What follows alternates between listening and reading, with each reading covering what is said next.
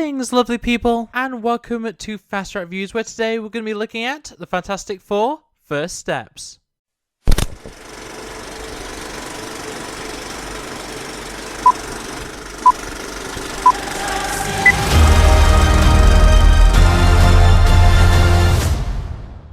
So, right off the bat, I just want to say two quick things. First off, I am a huge Fantastic Four fan. They are one of my favourite superhero teams, and in terms of their movie history, I think that all of them have, merit.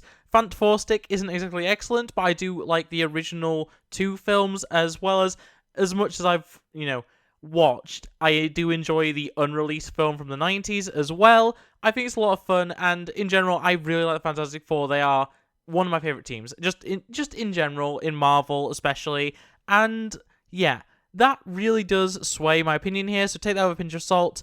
Also, I don't understand why people haven't liked this film, because honestly, I think it is a pretty good, first outing for a superhero, or superhero team in this instance. Definitely better than something like Ant-Man's first film, or, Captain Marvel, or even Thor, for that matter. I'm not a fan of the original Thor, and yeah, this is a genuinely really good first outing for the Fantastic Four. I'm really happy with how it went, and the fact that people generally seem to be a bit mixed on this, and, rating it pretty low, all things considered, very confusing to me. But with that being said, I really like this film. Let's get into spoilers, and we'll go through the events of the film and just what I thought about everything in it.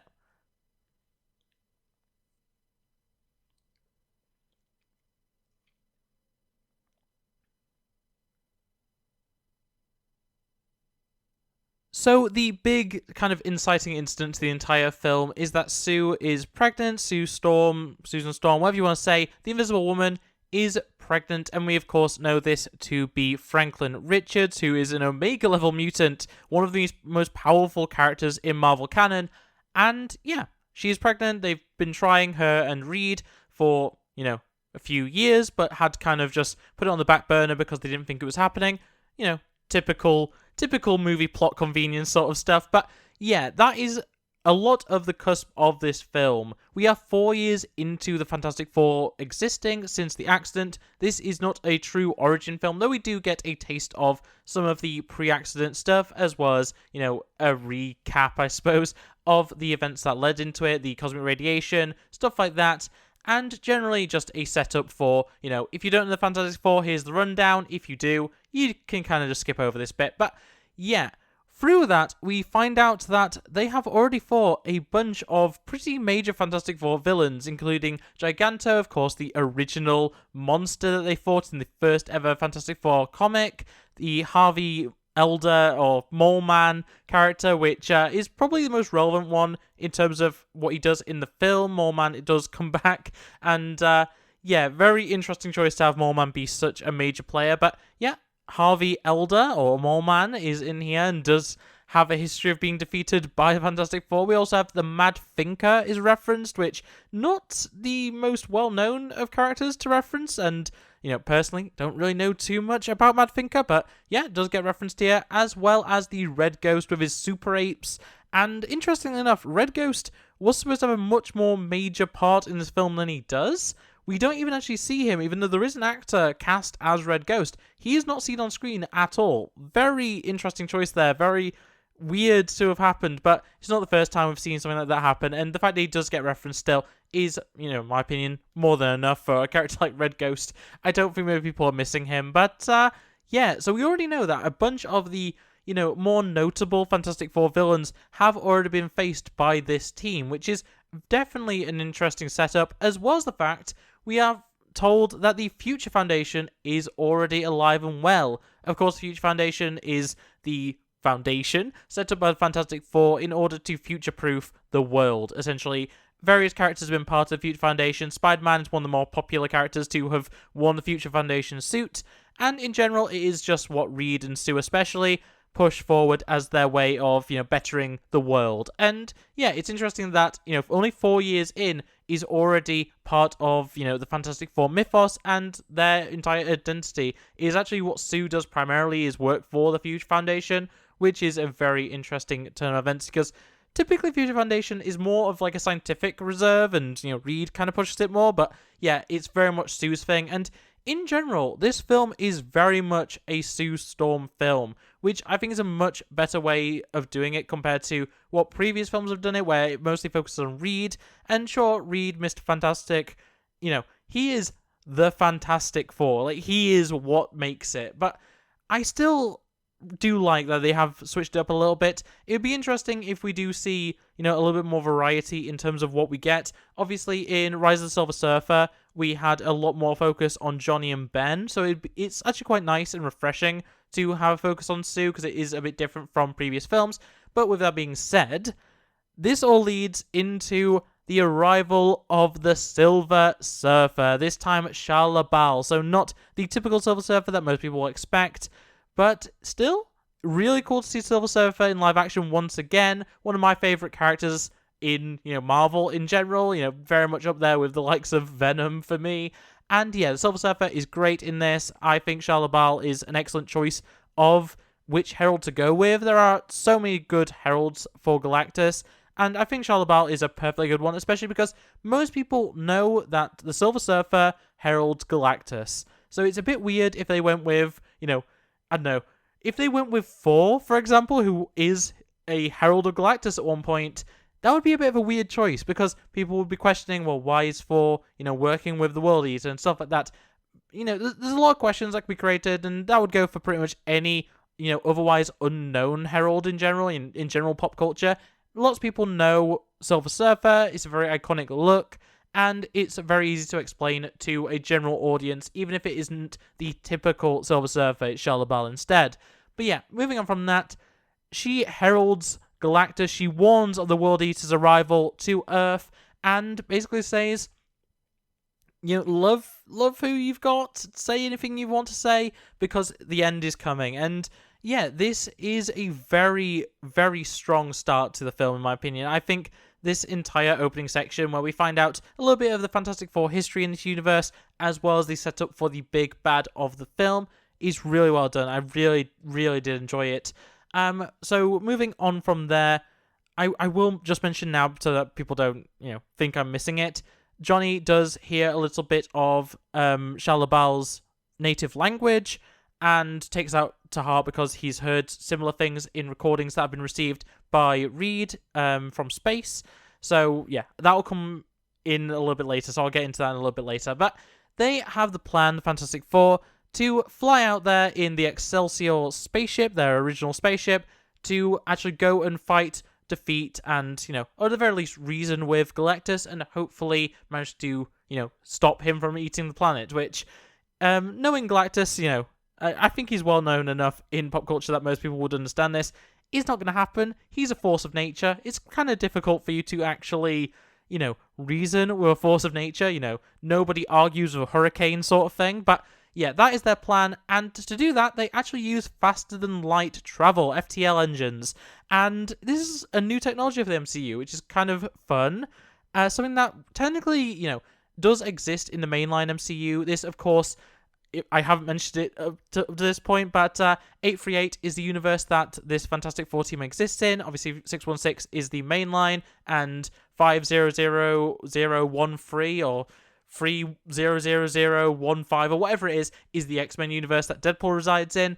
They're the numbers that we know right now. There's obviously a few discrepancies in terms of what the Sonyverse does and stuff like that, but for the most part, that is what you need to know about. And yeah, 838 is the Fantastic Four universe.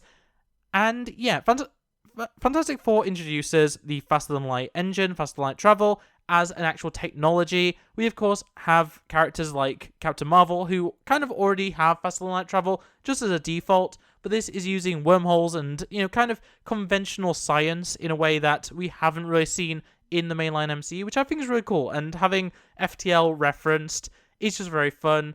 If you've actually played the video game FTL, such a good game, but enough of that tangent. They travel all the way to a planet that is full of the energy of the Silver Surfer, only to see it get absolutely destroyed, just ripped apart by Galactus' ship, which is a huge world engine, I would describe it as. A gigantic, I guess, drilling, mining mouth. that just eats through the ship and turns all of it into molten slack that is then eaten or absorbed, at the very least, by good old Galactus, good old Galen. And as much as they don't reference him being Galen, they do reference the fact that he existed before this current universe. He is literally an ancient of this universe, and presumably of the multiverse as well, because of how Galactus tends to work. He's technically a multiversal being. All Galactus within the universe, or the multiverse, should I say, are the same character. They are all Galen. They are all the same Galactus. He just exists in all realities simultaneously. It's a very interesting way of creating a character, I suppose. But yeah, that is a key thing, is that Galactus is a multiversal being who technically exists in all realities at once as the same being with, cross-dimensional knowledge. But it's technically not, it's hard to explain. It's not like with the multiversal characters normally where every universe has their own version of them. Galactus is a universal, threat, no matter which universe you're in, and he is definite. He is the same thing no matter what. So presumably when we see Galactus again, if we see Galactus again, that is, it will be this exact design or a very close rendition of this design, no matter which universe he appears in, even if it is post whatever happens in, Doomsday or whatever else. But yeah, Galen is eating planets as molten slack, and he invites the Fantastic Four on board his ship. And it is a very interesting interaction. So, first off, we once again have a little bit of conversation between Human Torch and Silver Surfer. Just kind of explains what exactly the little saying in her language means, and it is essentially just love your family, keep them close and stuff like that, in fewer words than that, actually. But, yeah, I didn't write down the exact quote, unfortunately, so I don't actually know it. But, yeah, when it comes to that, it then gives, surprisingly, it gives Johnny enough information to be able to work backwards on how their language works to actually be able to learn to speak it, which will come once again. I'll come to that later. But, yeah, in conversation with Galactus, the Fantastic Four are given an option. Galactus will not eat the planet if they give Galactus Sue's son. Unborn son. Still right there in the belly. And, yeah, of course, as you would probably understand, the Fantastic Four refuse and manage to escape, are pursued by the Silver Surfer, but manage to lose her by throwing her, quite literally, into a black hole, which, according to Reed, will stop her for a month. 4 months even, sorry, 4 months. That does matter because they then take around 4 months to get back home to Earth. But, yeah, with that being said, they don't defeat the Silver Surfer, and she does return back to Galen, back to Galactus, and they together decide that they are going after the child for good. And the entire reason that he wants to go after the currently unborn child, though, he did induce the actual pregnancy to go through for Sue. He does force her to give birth, which is it's definitely a thing that happens. I'm not gonna say what else I think of that, because it is a very strange thing to happen. But yeah, he does induce the actual pregnancy to occur, and yeah, the reason he is interested in Franklin, in the child, is because Franklin has the power cosmic, which basically means he is beyond powerful. Galactus is a cosmic being that is able to bestow the power cosmic on characters like Silver Surfer, and this power is just there in Franklin. Before he's even born, this is power that can take the hunger from Galactus. This is something that Galactus wants. Galactus wants to end his own personal suffering by giving the curse, so to speak, of the hunger to this child with the power cosmic. And yeah, that is a huge, serious threat. And yeah, as I say, Galactus and Silver Surfer continue to travel towards Earth in order for them to take the child and replace Galactus, Galen, with Franklin Richards. And yeah, that is the major threat here, is that Galactus isn't necessarily even coming anymore to eat the planet. Of course he will, if, he doesn't get what he wants. But he's actually coming because he wants Franklin. And that is absolutely insane to me. I think it's a really cool way of, working Galactus and Franklin into the same story. And yeah, in general, I think it works really, really well. So they, after a lot of work, come to a conclusion that the way to get rid of Galactus, or at least stop Galactus eating the planet, is to teleport Earth into a new galaxy, into a new solar system, in the correct position to be able to be habitable, but otherwise just get it as far away as possible from Galactus before he can come and eat them. So across the world, they build this teleportation device, which up until this point has only been used to teleport eggs, which I thought that was going to go somewhere, but no, like, apparently eggs are fine, as a test subject compared to a planet. But yeah, I was expecting some sort of controversy there, but there really isn't anything. And yeah, it goes pretty well. They almost get it working. And then, as they're about to get it working, Silver Surfer destroys the teleporters. All except one, because she's essentially spoken down to, or talked down, I suppose is probably the better way of saying it, by Johnny speaking her language. Johnny, the dumbest of the Fantastic Four, and this is even referenced in the film, is able to decrypt first, and then learn an alien language. That is insane, but also very impressive, and it works really, really well, because not only is he able to speak the Surfer's language, but he is also able to remind the Surfer of all the destruction and death that she has caused by serving Galactus in order to save her original planet, which is the reason why she is the Herald. She's the Herald of Galactus because she gave up her freedom to save her planet. And that is her tragic backstory. That is why she does what she does. And what Johnny is able to do is show her and, make her listen to all the suffering she has caused as a herald. At which point she kind of turns 180. She runs away first, but we will see she does come back in the end. We then have a bunch of different scenes of the Fantastic Four just fighting against Galactus. He is now on Earth. He is not gigantic, but he's bigger than, the Statue of Liberty. He's a very tall guy. He's bigger than most of the skyscrapers in this version of New York. And he's destroying buildings as he goes. They are slowly but surely bringing him towards the teleporter, the one left standing, so they can teleport him away. And with that, they have had to actually get everyone out of the city and send them down to Subterranea. As I said, the whole Mole Man thing is going to return, and Harvey Elder has decided to help and bring everyone down into the subterranean land, the Subterranea location below New York, and protect everyone, look after all the, Manhattanites. And overall, I think that the inclusion of Mole Man is very weird, but it does work very well into the overall story and does allow for a nice kind of Deus Ex Machina in terms of where everyone can go when Galactus is stomping through the city. But after all that, we have Sue using all her power to push Galactus into the teleporter, which does in fact kill her. Sue dies in this film. I did say Sue is the main character. I didn't at all think at any point Sue would literally die, because in trying to, push Galactus, this, cosmic being, away and into a teleport beam, she uses up all her energy, she uses up all of her might, and it kills her. And even then, it's not quite enough, because as, Galactus gets pushed into the teleport and gets seemingly teleported away, he's able to come back through, only for Johnny, at first, to try and stop him by making the sacrifice play, pushing him in himself.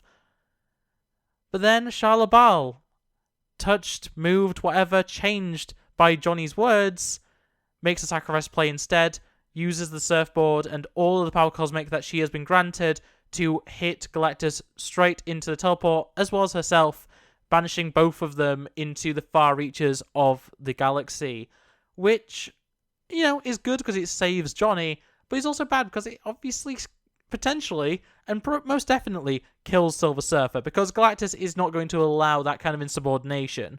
Even if, realistically it doesn't matter too much to him, he's not going to be very happy with her, she's probably dead. But, with all that being said, with one of the Fantastic Four down, that's not the end. Because, of course, Franklin is a cosmic being as well. And he is able to revive Sue. Franklin Richards brings back Sue Storm from the dead. That is insane to happen in literally the introductory movie of the team. We have necromancy going on in here, essentially. It is crazy, but with all that being said, that is the conclusion. Everyone's alive, everyone is somewhat happy, and yeah, the day is saved. Galactus is banished into, the far reaches of space. And that is it. That is Fantastic Four First Steps. We do have a post-credit set 4 years later, so, at this point, 8 years into the Fantastic Four being a thing, and Doctor Doom is there. He appears. We did get a reference very early on that Latveria didn't have a seat at the table, or rather, the representatives weren't actually at the table, though their plaque was. But yeah, Doom turns up and has his mask off in front of Franklin, with Franklin just kind of reaching out towards Doom's face. We don't know what Doom looks like at this point. We have not seen... for the most part, we don't even know if this really is Robert Downey Jr. We don't know which version of Doom this is. As presumably it would be the one from Doomsday, which will be Robert Downey Jr. But yeah, we really don't know at this point. And yeah, fascinating post-credit scene. There is also an animated scene, which is just a bit of a play on the 90s cartoon, I think, or 60s cartoon.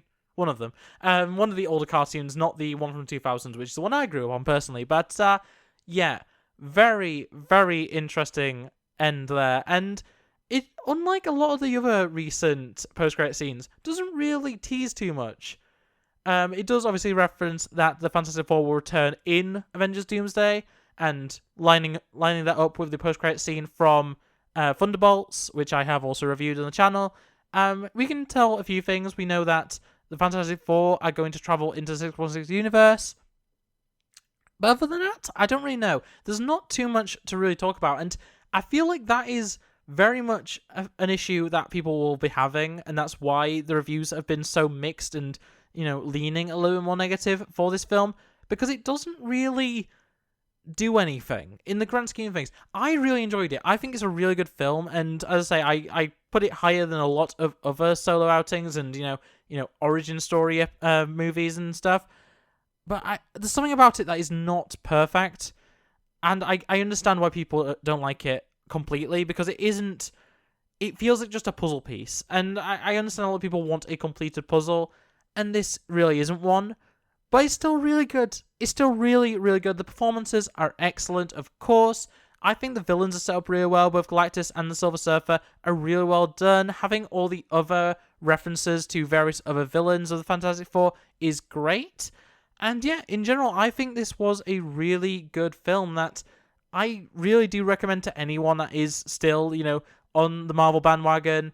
I think this is a really good film. And especially, after I said all the nice things about Thunderbolts recently and also about Superman, I think it's amazing that in this year we have 3 really legitimately good superhero films. 2 from Marvel, 1 from DC. And fair enough, Brave New World is very mixed. But in terms of Thunderbolts, Fantastic Four, and Superman, we are really doing well. And that's not even going into the TV shows, which some of them, are a bit more mixed. I will be reviewing everything eventually from Marvel and DC in terms of shows, some sooner than others.